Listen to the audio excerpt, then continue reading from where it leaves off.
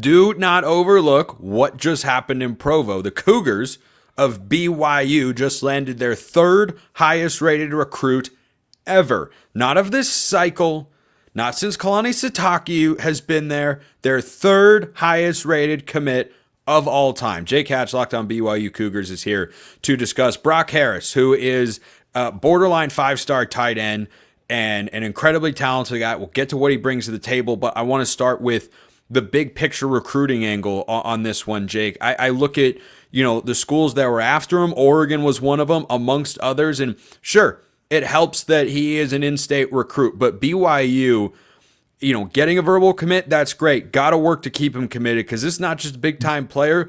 This is a big-time recruit in 2026. Yeah, and that's the thing about this, Spencer, is they cannot afford to kind of let this say, hey, he's committed, we're good. No, they're going to have to continue to keep him engaged until the early signing window opens in December and get him signed then.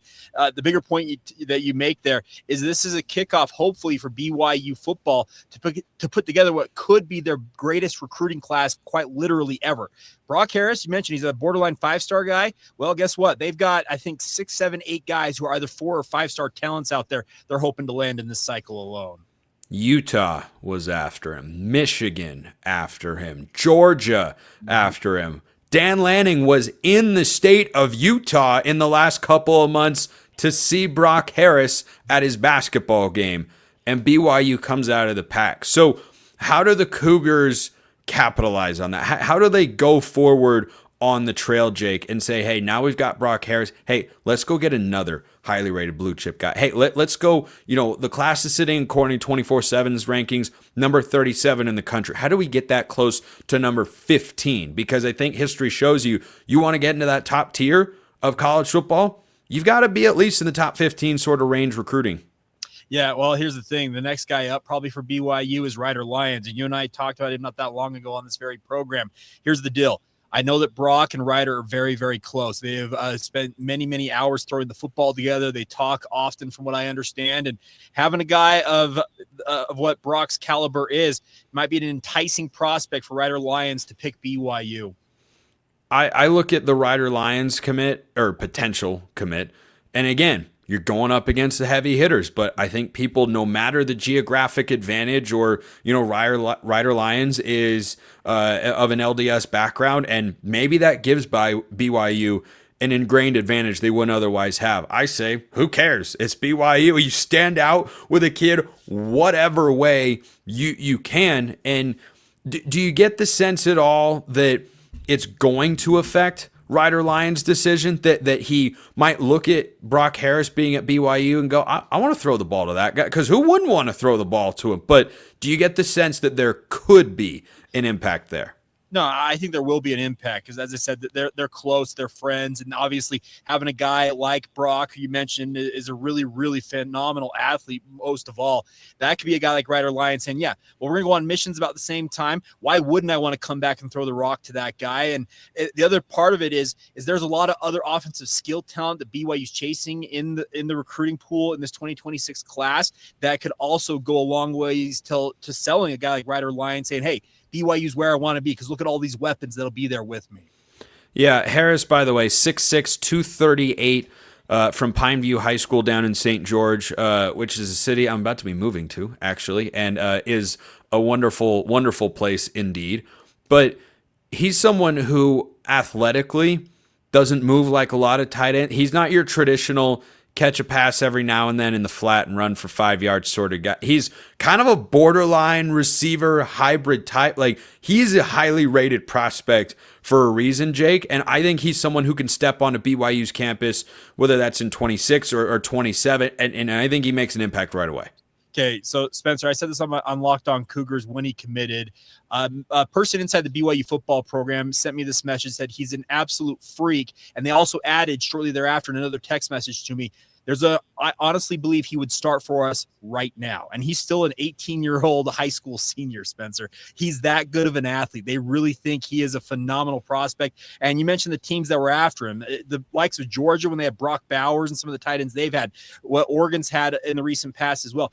They had some really, really big programs after him. I think every single one of them see absolute star potential in this young man. Yeah, I think it's hard to not when you watch the tape, and certainly, there's going to be a jump up to the college level coming from the St. George area. I get it, but athletically, kind of looks like he's got the juice to do all of that. But let's zoom out again with this BYU recruiting class, because I've talked a lot about Arizona State recently and the surge they've had in the 26 cycle. And yeah, it's early, though I will just point out to my everydayers out there, every day that goes by where you hear me say it's early, that's one more day in the recruiting class that has gone by.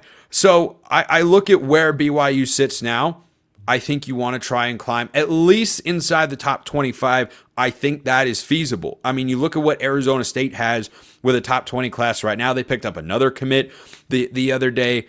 You've got to be able to capitalize on the momentum that you create on the field. ASU is doing that. Do you feel like BYU is in position to do that for this 2026 class?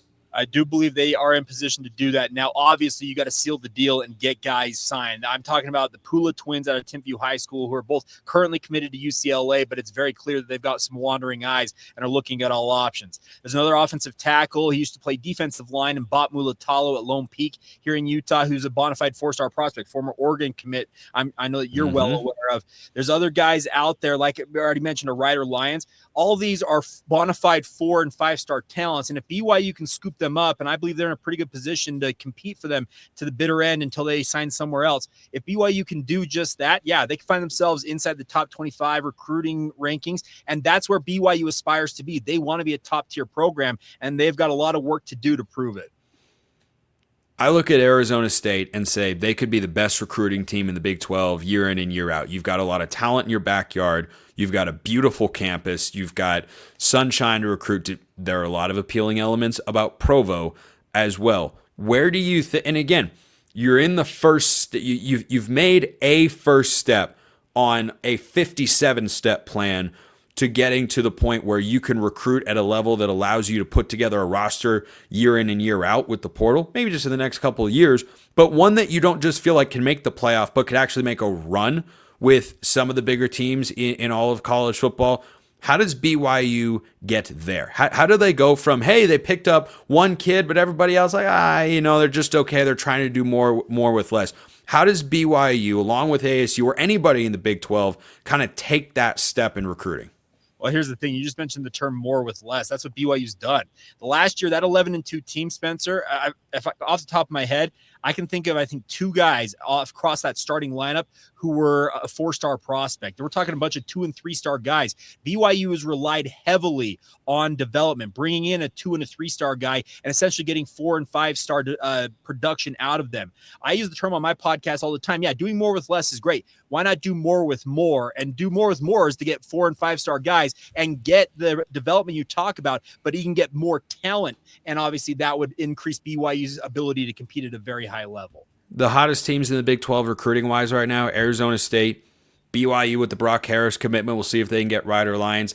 Texas Tech, I think you have to throw them into the fold. Yes. And it's not as if there aren't other schools in the conference that have the potential. Anybody in Texas, Baylor, TCU, there's no reason you can't be in this sort of range. And I'm not saying that they're, just completely ignoring recruit, but they don't have the sort of buzz. Texas Tech, a top 5 transfer portal class in college football, up there with LSU. That's different. BYU landing Brock Harris, and if they get Ryder Lyons, we'll be talking about him again right here on this very show. I can assure you, you've got to change. The winds have got to change at some point for the Big 12 if they want to elevate their profile as a football conference and be more than just a fun story in a fun league. And these are the sorts of battles, Jake. These are the ones that you got to win. And that's the fun part about this is I think the Big 12 is intent on making a push at this. And you mentioned ASU, Texas Tech, any of the Texas schools, heck, even a UCF, the inroads they can make in the state of Florida. The hope is that across the league, that the entire Big 12 will up the ante a little bit and push harder and harder in recruiting and hopefully level the playing field a little bit.